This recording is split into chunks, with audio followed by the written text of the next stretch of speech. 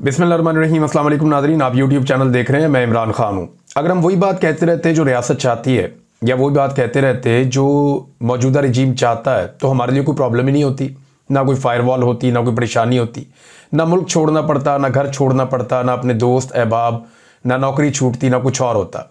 लेकिन ये सारा कुछ बर्दाश्त किया सिर्फ इसलिए कि जो ठीक बात है वो आप लोगों तक पहुँचाएँ। अब उसमें बहुत सारा नुकसान भी बर्दाश्त किया, लगातार अभी तक कर रहे हैं। तो अब पाकिस्तान में हमारे चैनल्स को बंद किया जा रहा है, इससे पहले कि मुकम्मल तौर पे बंद हो जाए। और ख़बरें जो है मीडिया पे चलवा दी गई हैं कि जो उनसे चैनल आने वाले दिनों में बंद होंगे उनमें सर-ए-फ़हरिस्त आपका ये वाला चैनल है जहाँ पे मैं आपके साथ बात कर रहा हूँ। तो ये चैनल भी बंद हो जाएगा मुबैना तौर पे, जो ख़बरों में पता चल रहा है या जो इतलात हमारे तक पहुँच रही हैं। वैसे भी VPN के बगैर ये बहुत कम ही देखा जा रहा है, बहुत ज़्यादा रुकावटें हैं, वीडियो चलते चलते बंद हो जाती है, बाद औक़ात वीडियो चलती नहीं है। जिन लोगों के पास VPN है वो इसको देख सकते हैं। लिहाजा आने वाले वक्त के लिए और अभी के लिए भी आप VPNs इंस्टॉल कर लें और ये बात तमाम दोस्तों तक पहुंचाएं कि हमारी वीडियोस को आप अब VPNs के बगैर नहीं देख सकेंगे। मैं आपको कुछ VPNs के बारे में बता रहा हूँ, ये आपको मुफ्त मिल जाएंगे और इन VPNs को आप डाउनलोड कर लें। जब चाहें इसको बंद कर दें, जब चाहें इसको ऑन कर लें, लेकिन जब आप हमारी वीडियो देखना चाहें तो आप इसको ऑन करके आराम से देख लेंगे और इसके लिए आपको कोई पैसा भी खर्च नहीं करना पड़ेगा। Siphon fast and secure VPN, ये आप देख लें। इसके ऊपर ये एक रॉकेट सा बना हुआ है और इसकी स्पेलिंग है PSIPHON। ये VPN है, आप इसके साथ VPN लिख के सर्च करेंगे तो आपके पास ये खुल जाएगा। इसको आप डाउनलोड कर सकते हैं, फ्री में आपको मिल जाएगा। फिर एक राइज अप VPN है, ये RISEUP VPN, ये आप डाउनलोड करेंगे। इसके ऊपर ये कवा बना हुआ है ब्लैक कलर का, ये भी आपको मुफ्त में मिल जाएगा, इससे आप देख सकते हैं। ये एक और है, इसके ऊपर वीडियो गेम की शक्ल बनी हुई है और ये विंडस्क्राइब WINDSCRIBE VPN, ये भी आप डाउनलोड कर सकते हैं। इनकी शक्लें आप देख भी रहे हैं स्क्रीन पे। आप अभी इसको बड़े आराम से ऐप स्टोर में जाएं और इसको आप डाउनलोड कर लें, ये मुफ्त डाउनलोड हो जाएगा, आप इसको देख सकते हैं। और प्रोटोन VPN PROTON, ये मेरे कुछ दोस्त इस्तेमाल भी कर रहे हैं, उन्होंने मुझे रिकमेंड किया कि ये बड़ा अच्छा VPN है, तो ये भी आप इस्तेमाल कर सकते हैं।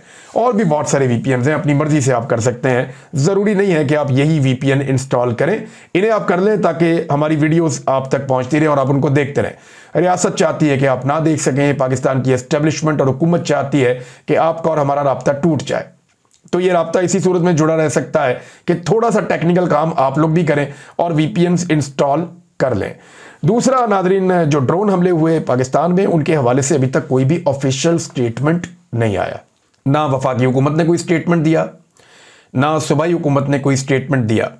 एक बयान गर्दिश कर रहा था, पता नहीं वो इस मरतबा का या पिछली मरतबा का है, लेकिन फैसल अमीन गंडापुर का बयान था जिसमें वो ये गिला कर रहे थे कि क्या पंजाब के किसी सेटल्ड एरिया के अंदर अगर ड्रोन हमला होगा तो क्या ऐसा ही रद्द अमल आएगा, क्या पश्तूनों का खून बहुत सस्ता है।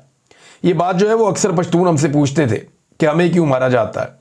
ये जो ड्रोन हमला हुआ है ये शुमाली वज़ीरिस्तान में इलाका है मीर अली का, वहाँ एक गांव है हरमज़, वहाँ पे ये अटैक हुआ है और इस अटैक के नतीजे में दो मुतज़ाद इतलात हैं। पहले बताया गया कि 3 बच्चे इसमें शहीद हो गए हैं और ख़वातीन और बच्चे दीगर ज़ख्मी हुए हैं।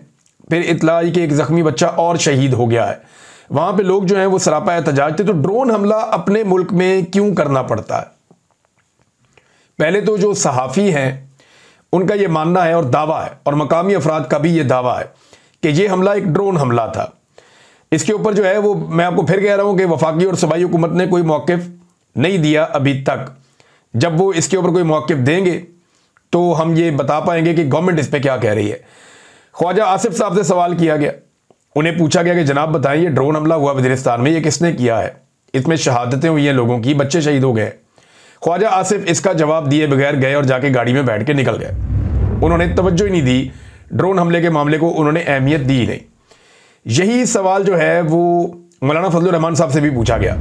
फजलुर रहमान साहब से बार बार पूछा गया, वो कुछ जवाब उनका समझ नहीं आया। वो क्या कहते हुए जा रहे थे कि हुकूमत से पूछें या उनसे पूछें, वो कुछ ऐसा कहते हुए फजलुर रहमान साहब चले गए। उन्होंने भी इसके ऊपर तवज्जो नहीं दी। हालांकि ड्रोन हमले के मामले पे फजलुर रहमान साहब का एक बड़ा दबंग मौक़िफ़ हुआ करता था माजी में कि ड्रोन हमलों से दहशतगर्दी भी बढ़ती है और ड्रोन हमलों में आप मासूमों का कत्लेआम करते हैं। देखिए, एक सवाल ये पैदा होता है कि पाकिस्तान के टेरिटरी के अंदर क्या पाकिस्तान को ड्रोन हमला करना चाहिए? देखिए, अगर आप किसी और मुल्क के अंदर जा रहे हैं तो वहां तो आप ड्रोन को भेज सकते हैं, या किसी ऐसे इलाके में जहां पे आपकी एक्सेस नहीं है, आप वहां पहुंच ही नहीं सकते, तो आप ड्रोन भेज सकते हैं। लेकिन पाकिस्तान में तो रेट ऑफ द गवर्नमेंट है, यहां तो पाकिस्तान के इदारे मौजूद हैं, तो यहां तो ऐसा कोलेटरल डैमेज नहीं होना चाहिए, क्योंकि पूरी दुनिया का यह रिकॉर्ड बताता है कि जब भी कहीं पे ड्रोन हमले होते हैं तो मासूम इंसान मारे जाते हैं। ये चाहे अफगानिस्तान में हुए हों, चाहे पाकिस्तान में हुए हों, चाहे दुनिया में कहीं भी हुए हों। अमेरिकन रिकॉर्ड भी ये बताता है, नेटो का रिकॉर्ड भी ये बताता है कि ड्रोन हमलों के नतीजे में, चाहे वो इराक में हुए हैं, लीबिया में हुए हैं, हर जगह पे ड्रोन हमलों के नतीजे में मासूम शहरियों की शहादतें होती हैं। इसको अमेरिका कहता है कोलेटरल डैमेज, कि जब हम दहशतगर्दों को मारते हैं तो 7 मासूम लोग भी मारे जाते हैं। बाद औक़ात इंफॉर्मेशन गलत हो जाती है तो मासूम लोग मारे जाते हैं। जैसा कि हमारे साथ एक इंसिडेंट हुआ यहां मर्दान में कि एक ड्रोन हमला होता है, बाद में पता चला एक ही खानदान के लोग शहीद हो गए हैं और उनका ताल्लुक गुज्जर बरादरी से है। तो इस तरह के वाकयात हो जाते हैं। अब ये 2-3 हमले हो चुके हैं पाकिस्तान में, ड्रोन हमले। रियासत इसके ऊपर किसी किस्म की कोई पॉलिसी नहीं बता रही कि ये ड्रोन हमले किस पॉलिसी के तहत किए जा रहे हैं, लेकिन अगर ये हमला किसी और ने किया होता तो रोला पड़ जाता। इसका मतलब है ये हमला किसी और ने नहीं किया, किसी ने बाहर से नहीं किया। एक तो सब क्लेम कर रहे हैं ड्रोन हमला, दूसरा हमला किसी ने बाहर से नहीं किया, हमने खुद किया है। उसका नतीजा क्या निकला है या टारगेट किसको बनाया था, इसके बारे में हुकूमत ने अभी तक कुछ भी नहीं बताया, एक खामोशी है इसके ऊपर। तो मुझे अच्छी तरह याद है कि एक नगमा में सुनाया गया था, मुझे दुश्मन के बच्चों को पढ़ाना है, मुझे दुश्मन के बच्चों को पढ़ाना है। और तब मैंने एतराज किया था कि दुश्मन कौन है, और दुश्मन के बच्चों को क्या आप ये बावर करवाएंगे कि वो दुश्मन का बच्चा है। लेकिन ये उन्होंने कहा जी, उस वक्त मुझे बड़ी ये बात बताई थी ISPR ने कि जनाब हम तो दुश्मन के बच्चों को भी पढ़ाना चाहते हैं, उनका मुस्तकबिल संवारना चाहते हैं। तो ये जो बच्चे शहीद हो गए हैं, फर्ज कर लें वहां पे कोई दहशतगर्द भी था, तो ये तो पढ़ाया नहीं गया, इनको तो शहीद कर दिया गया। क्या किताबों की जगह हमारे पास बारूद आ गया है? तो अगर दुश्मन के भी बच्चे हैं तो आप उन्हें कत्ल तो नहीं कर सकते, ये तो दुनिया की कोई पॉलिसी नहीं है। और वैसे भी वो कह रहे हैं ये मासूम लोग थे, और जो मकामी लोग रिपोर्ट कर रहे हैं वो ये कहते हैं कि जनाब यहाँ पे किसी किस्म का कोई दहशतगर्द नहीं था, ये गलत हमला हो गया है। बहरहाल एक और बात DG ISPR की मुझे याद आ गई। उन्होंने थोड़े दिन पहले स्टेटमेंट दिया था कि हम सिविलियंस को टारगेट नहीं करते, हमारा कल्चर और हमारा मजहब इसकी इजाज़त नहीं देता। मुझे उनका ये स्टेटमेंट याद आ गया जिस वक्त मैं ये देख रहा था ड्रोन हमले के हवाले से फुटेजेस और तस्वीर जो मेरे सामने आ रही थी। नाज़रीन, एक और काम किया DG ISPR ने, और उससे आपको अंदाज़ा हो जाएगा कि पाकिस्तान अब किस तरफ जाएगा। जो हार्ड स्टेट की बात की थी आर्मी चीफ आसिम मुनीर साहब ने, ये मामला वही चलेगा मुझे लगता है इस मुल्क में। देखिए ना, अब DG ISPR गए नमल यूनिवर्सिटी में इस्लामाबाद में, वहाँ जाकर उन्होंने खिताब किया, और एक बात जो उन्होंने की, जो बातें की वो बाद में बताता हूँ, लेकिन इसमें जो मुझे रिपोर्ट हुआ 2 जर्नलिस्ट हैं, उन्होंने ये बातें बताई, और मैंने उनसे जब पूछा तो उन्होंने कहा जी तलबा ने ये बातें सारी बताई हैं। तो एक आधे तालिब इल्म से मेरी भी बात हुई, उसने भी कहा जी बात आप ठीक कर रहे हैं, डरा हुआ था बेचारा, लेकिन उसने कहा जी बात आपकी ठीक है, ये कोई भी बात जो आपको बताई गई है आप तक पहुंची है, ये गलत नहीं है, लेकिन और भी बड़ी कहानियां हैं तो मैं आपको बताऊंगा। अब बाद में जब पता चलेगी तो मैं आपको चीज़ें बताऊंगा, लेकिन फिलहाल जो मैं आपके सामने रख सकता हूं वो क्या है कि सवाल जो थे वो फिक्स्ड थे। एक तो जो इंतज़ामिया ने बच्चे बिठाए हुए थे वो चुने हुए बच्चे थे जिन्हें बिठाया गया था, और चुने हुए बच्चे मतलब ये बच्चे बैठेंगे और वो बच्चे नहीं बैठेंगे। तो यहाँ पे चुने हुए बच्चों को बिठाया गया था जिनकी कबूलियत थी कि ये बच्चे यहाँ बैठ सकते हैं और बात सुन सकते हैं DG ISPR की। उनमें से सवाल पहले से फिक्स्ड थे, 3 बच्चों को माइक दिया गया, और जो इंतज़ामिया की तरफ से फिक्स थे, जिसमें बस सिर्फ खराज तहसीन पेश किया गया और तारीफ़ की गई। लेकिन एक बच्ची ने बीच में हिम्मत करके मारंग बलोच के हवाले से सवाल किया, तो उसको जवाब क्या मिला, ये लड़की ने सवाल किया तो DG ISPR ने बहुत सख्त अल्फाज इस्तेमाल किए, और उन्होंने कहा कि ये वैसे रिपोर्ट भी हो चुका है सोशल मीडिया पे। उन्होंने कहा कि हमारा जो दिल करेगा हम करेंगे। तो ये जो है वो दिल करेगा हम करेंगे तो नहीं होता, जो आइन कहेगा आप वो करेंगे, जो पाकिस्तान की मुंतखब अवामी हुकूमत आपको हुक्म देगी आप वो करेंगे। कायद-ए-आज़म मोहम्मद अली जिन्ना ने स्टाफ कॉलेज क्वेटा में कहा था कि पॉलिसीज बनाना आपका काम नहीं है, वो सिविलियंस बनाएंगे, आप उसके ऊपर अमल दरामद करेंगे। तो जो कायद-ए-आज़म ने कहा था हमारे लिए तो आज भी वही मोतबर है, क्योंकि वो आपका भी कायद है, हमारा भी कायद है, पाकिस्तान के हर तालिब इल्म का कायद है, पाकिस्तान की कई नस्लों का कायद है, और हमेशा वो कायद-ए-आज़म रहेगा जब तक ये मुल्क रहेगा इंशाअल्लाह। तो इस पे उन्होंने कहा जी कि हम बलोच दहशतगर्दों को मारेंगे। बलोच यकजहती कमेटी BYC इंडिया की प्रॉक्सी है, बलूचिस्तान बलोचों का नहीं, इसमें 30% पश्तून भी है। फिर उन्होंने कहा कि हमें अल्लाह फतह दे रहा है, अगर ये हक पर होते तो ये गालिब होते, आज हम हक पर हैं तो हम गालिब हैं। तो देखें, इस तरह तो मैं ये नहीं कह रहा कि आप हक पे नहीं हैं, लेकिन ये वाली दलील जो है, इसके मुकाबले में मैं एक दलील रखना चाहता हूं कि अगर ये हक पर होते तो ये गालिब होते, क्योंकि हम हक पर हैं इसलिए हम गालिब हैं। तो इस दलील के मुकाबले में एक दलील दे रहा हूं, मैं इस इशू की बात नहीं कर रहा। तो सिंपल ये बात है कि फिर फलस्तीनी हक पे नहीं है फिर, क्योंकि वो तो गालिब नहीं आ पा रहे। तो इसका मतलब ये है कि जो कश्मीरी हैं वो हक पर नहीं है, क्योंकि इंडियन फौज उनके ऊपर गालिब है। तो ये दलील ठीक नहीं है। बात ये होनी चाहिए कि हक किसका है, वसाइल किसके हैं, मिलने किसको चाहिए, जबरी तौर पे गुमशुदगियों का मामला क्या है, और बलूचिस्तान के अवाम की महरूमियां कैसे दूर हो सकती है। ये चीज़ें करेंगे तो बलूचिस्तान का मसला इंशाल्लाह हल हो जाएगा। और ये सियासी मसला है बलूचिस्तान का, इसको जो अस्करी मसला बनाया ये हमारी सबसे बड़ी गलती है। एक और बात की DGISPR ने, उन्होंने कहा निमल यूनिवर्सिटी में कि खान ऑफ कल्लात को नबी अकरम सल्लल्लाहु अलैहि वसल्लम ने हुक्म दिया कि बलूचिस्तान को पाकिस्तान में शामिल कर लें। गालिबन किसी ख्वाब का जिक्र किया DGISPR ने मुबैना तौर पे, ये मुझे किसी ने रिपोर्ट किया। लेकिन मैं खान ऑफ कल्लात के बारे में एक बात आपको बताऊं कि 6 अक्टूबर 1958 को, ये शायद DGISPR ने नहीं बताया होगा, ये खान ऑफ कल्लात जो थे, इनका नाम था अहमद ऑफ कल्लात। छोटा नाम इनका ये था, बड़ा नाम इनका पूरा नाम था मीर अहमद यार खान अहमद जई, ये इनका पूरा नाम था। और ये खान ऑफ कल्लात थे 1920 से लेकर गालिबन अपनी डेथ तक ये रहे हैं 1979 तक, बीच में गवर्नर भी रहे हैं। इन्होंने ही पाकिस्तान के साथ बलूचिस्तान का इल्हाक किया था। 12 अगस्त 1947 को इन्होंने अपनी आज़ादी का ऐलान कर दिया था, लेकिन 27 मार्च 1948 को इन्होंने पाकिस्तान के साथ ज्वाइन कर दिया था कायद आज़म के कहने पे।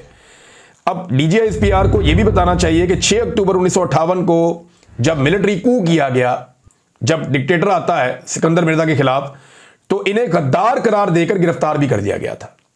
वही शख्स जिसके बारे में आप कह रहे हैं कि उसने नबी अकरम सल्लल्लाहु अलैहि वसल्लम के हुक्म के मुताबिक बलूचिस्तान को पाकिस्तान के साथ शामिल किया, उसी शख्स को पाकिस्तान की उस वक्त की मिलिट्री एस्टेब्लिशमेंट ने जब कू किया तो गद्दार बना के गिरफ्तार भी कर लिया।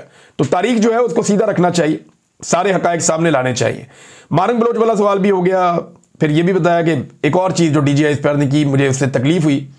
वजह यह है कि जब भी कभी मौका मिलता है पाकिस्तान की मिलिट्री एस्टेब्लिशमेंट को, वो सियासतदानों को गंदा करने का मौका हाथ से जाने नहीं देते।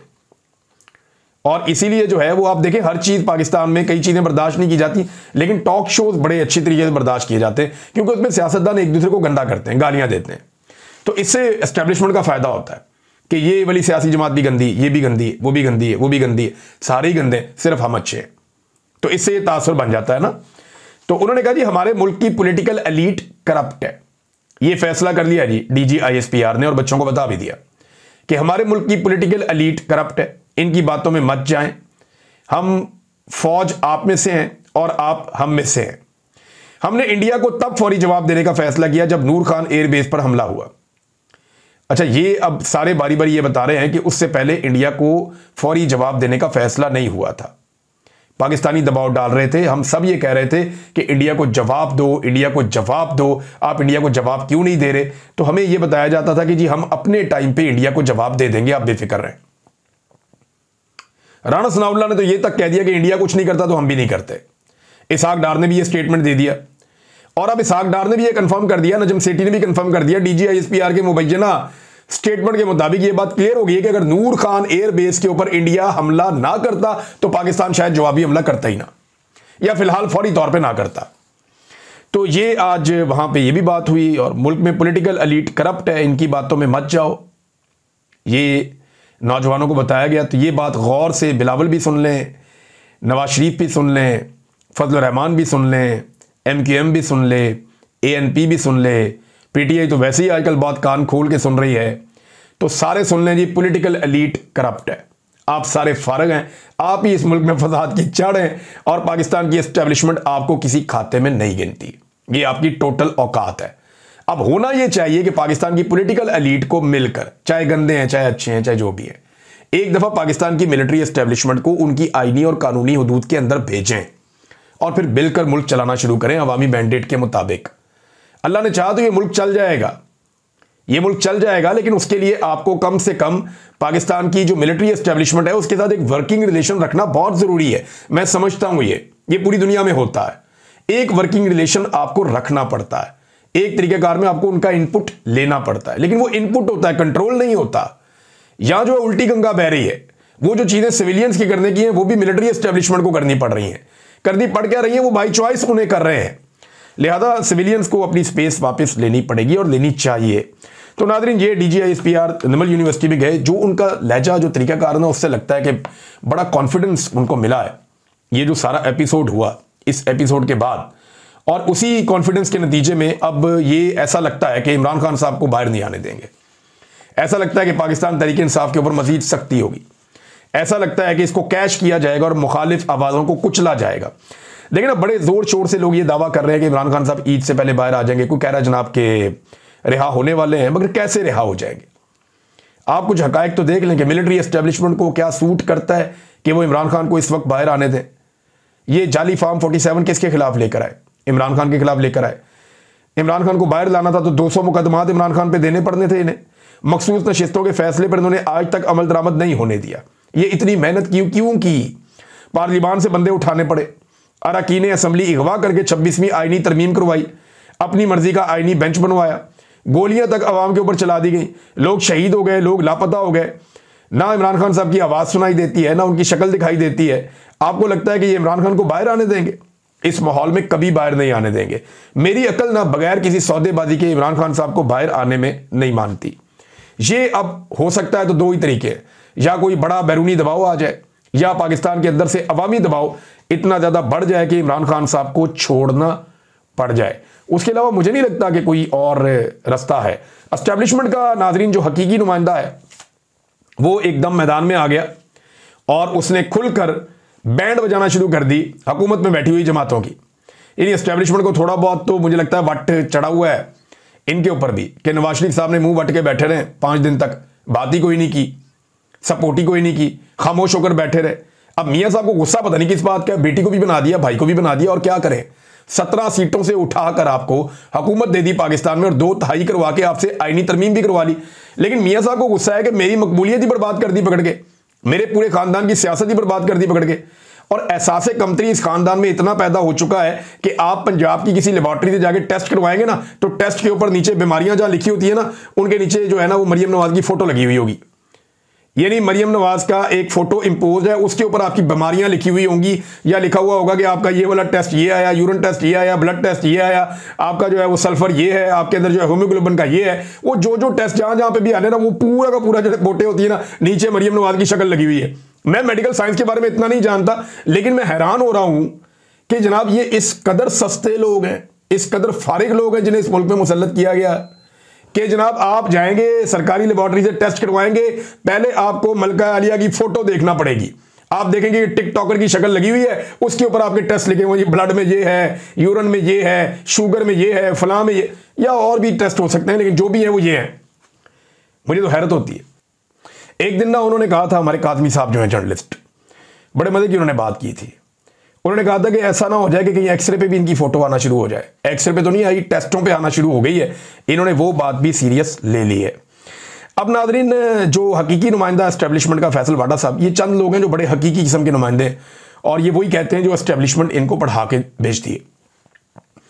फैसल वाडा साहब कहते हैं कि नून लीग की टिकटॉक हुकूमत में कनीजों और नौकरानियों का कोटा बना दें। थंडर आ गया, ऑपरेशन रूम बना लिया, ना 3 में ना 13 में। ये लोग जाहिल हैं, पढ़े लिखे नहीं है, इनमें सियासी शऊर नहीं है, नालायक औलाद, वालिद की मजीद शर्मिंदगी का बायस ना बने। फैसल वाडा ने नून लीग के ऊपर तनकीद की है। फिर उन्होंने कहा जी बॉलीवुड से जंग होती तो टिकटॉक हुकूमत या पंजाब हुकूमत लाजमी जीत जाती। फैसल वाडा ने नून लीग पे कड़ी तनकीद की है। अब देखना यह कि नून लीग इसका क्या जवाब देती है। नॉर्मली जो एस्टेब्लिशमेंट के बंदे हैं उनको जवाब देने से नून लीग काफ़ी घबराती है, डरी रहती है और परेशान रहती है, उन्हें वो जवाब नहीं देती। अब नाज़रीन, अफगानिस्तान के साथ ताल्लुकात कैसे होने चाहिए, इस मामले को लेकर पाकिस्तान की पॉलिसी में एक कन्फ्यूजन है। अभी एक इंटरव्यू हुआ, उसमें इसहाक डार साहब बात कर रहे थे। उन्होंने कहा कि अफगानिस्तान के साथ अच्छे ताल्लुकात रखना चाहते हैं। मैंने कुछ अर्सा पहले आपको बताया भी कि ये अफगानिस्तान का दौरा भी करके आए, तो डार साहब रखना चाहते हैं अफगानिस्तान के साथ अच्छे ताल्लुकात। ख्वाजा आसिफ अफगानिस्तान की हुकूमत के ऊपर लगातार इल्जामात लगाते हैं। DGISPR ने जो निमल यूनिवर्सिटी में बात की, उसमें कोई रिपोर्ट हुआ कि वहां उन्होंने गुड तालिबान और बैड तालिबान की भी बात की कि जो पाकिस्तान के अंदर तालिबान है ये TTP है, ये फितनतुल खवारिज है। फिर उन्होंने अफगान तालिबान को एक अलग नजर से देखा, लेकिन बाद में उन्होंने ये भी कहा कि अफगानिस्तान के जो तालिबान है उनके अंदर भी कुछ लोग हुकूमत में ऐसे बैठे हुए हैं जो फितनतुल खवारिज हैं। और अब एक नई टर्मिनोलॉजी भी आई है नादरीन सामने। इंडिया के साथ जब आपका मार्का हो गया उसके बाद देखें, पहला ये था दहशतगर्द है, हम दहशतगर्द कहते थे इन्हें, फिर दहशतगर्द से हटा के एक नया नाम दिया गया फितनतुल खवारिज। अब फितनतुल खवारिज से हटा के एक नया नाम दिया गया है कि भारतीय हमायत याफ्ता फितनतुल खवारिज। अब ये नाम जो है वो दिया गया है, काफ़ी लंबा नाम होता चला जा रहा है।